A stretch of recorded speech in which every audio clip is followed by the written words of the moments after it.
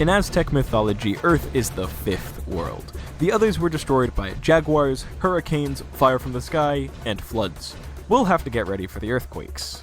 But that's just their mythology. On the first epic history server in Minecraft, it's a fact that players now inhabit the third world.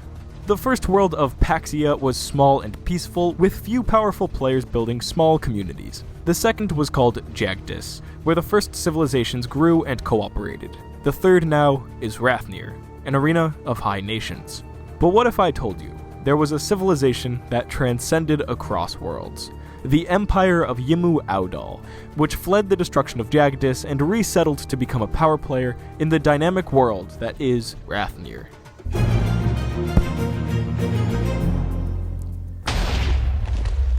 Join with the IP down below, stay till the end to hear about upcoming contests, and like and subscribe, or I'll print out a picture of your face and on it. The foundation of Yimmu Audal was laid in Jagdas just 2 days after the server began, its capital being on a small desert island right in the view of spawn. The island was once home to an ancient race, and the first settler, Story Studio, deciphered and used its language that was carved into a birch tree to name his city, Shir Arak. He then convinced Ultrabot69 to leave his village of Oseki to join Shir Arak, saying, "Join, and we will build an island empire together." With a little dedication, they built Shir Arak from a small village to a great city of sandstone, with a palace, conference hall, and great lighthouse. From spawn, Shir Arak was a tower in the distance, pulling beginners to the island.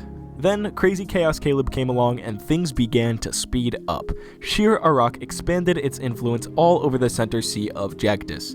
They persuaded the island town of Slareth to join as an autonomous region, and they kicked the Church of Capitalism off their nearby island, where Shir Arak would go on to build the Great Library of Religious Freedom. Kind of ironic, isn't it? Crazy Chaos Caleb united a bunch of the surrounding towns under Shir Arak, including Astroria, the largest settlement in that region. With over 40 players under its banner, Story Studio proclaimed the Empire of Yimmu Audal, meaning many islands in the ancient tongue. Crazy Chaos Caleb was the first chief diplomat and number 2 of the nation. They held the first coronation and established the unbroken Audala dynasty. Now get boinking, you two. Under this leadership, the empire grew to have 63 people and 22 towns spread across the sea. With this size came diversity of religions, like the Holy Golden Seabird, Kelpism, and the widest spread of Gonfism. In this period, the northwest of Jagdas was very turbulent. After a large northern war, there appeared a tribe of bandits that attacked anyone and everyone. The players Turtle Gypsy, V-Nell, Remus, and Child Soldier 76 formed the West Nutsack Club. They set up a large dark hallway trap and teleport requested people into it, dropping the floor beneath them. They collected hot bars full of diamond and netherite gear, poaching from players all over the server, including loot from citizens of Yimmu Audal. They could not be attacked though. Due to their towny settings as a city-state, nobody could go and get their gear back. The West Nutsack Club would toggle and disable PvP on a whim, picking off individuals in their territory using bows and lava and dropping anvils on their heads. They stayed locked up in their closed bunker for 3 days. A progressively larger and larger group of angry players circled the West Nutsack Club under a coalition of the Belmar Confederacy, Yimmu Audal, Apollonia, and more. At the end of August, as tensions were at an all-time high, Story Studio and Crazy Chaos Caleb stepped down as Emperor-in-Chief Diplomat. They ensured a peaceful transition to the new duo, Emperor Blue Marble and Chief Diplomat Harbarder.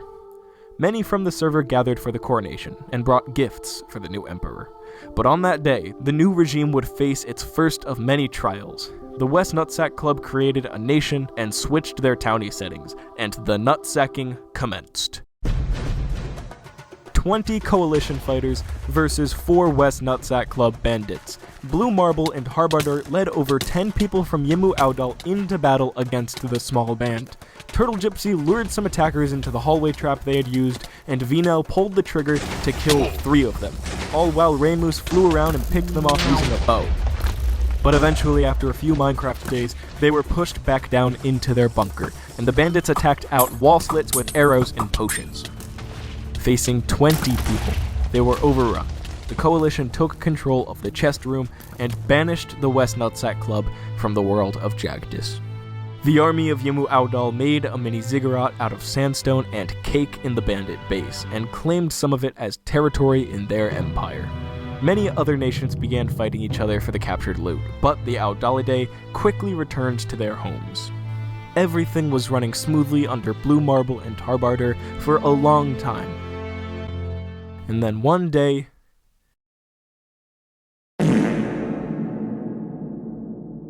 the goddamn world file was corrupted! The Jagdasites fled to Rathnir, along with a few new additional players. The remaining Audalidae, led by Blue Marble, settled in a camp on the coast.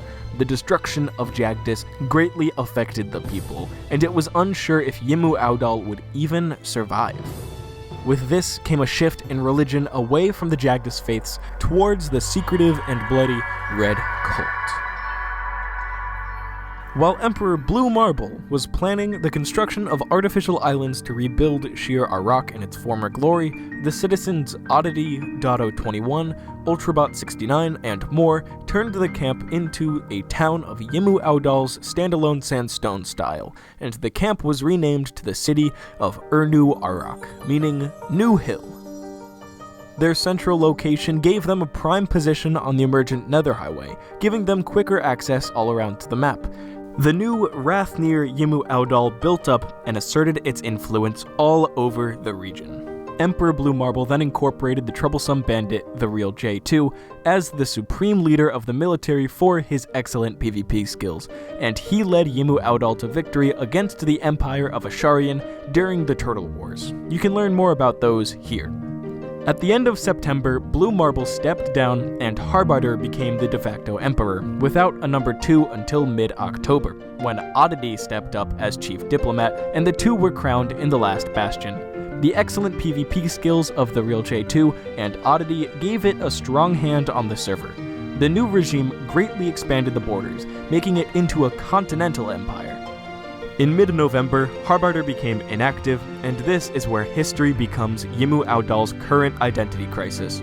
See, Ardat Mosul was a former commercial colony that broke off of Yimmu Audal during Blue Marble's reign. The Caliph of Ardat Mosul is named Dalatra, and the nation became incredibly rich from sitting on the gold-filled mesa, owning a large bank network, writing smut, shrewd secretive diplomacy, and casino money. So, Dalatra was chosen to be the new Empress of Yimmu Audal. Long story short, because apparently things happen faster than I can make a video on it.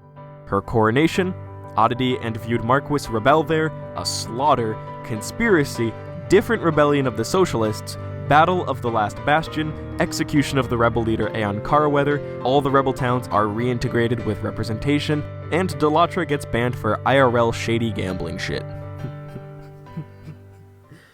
Why? I can't make this stuff up.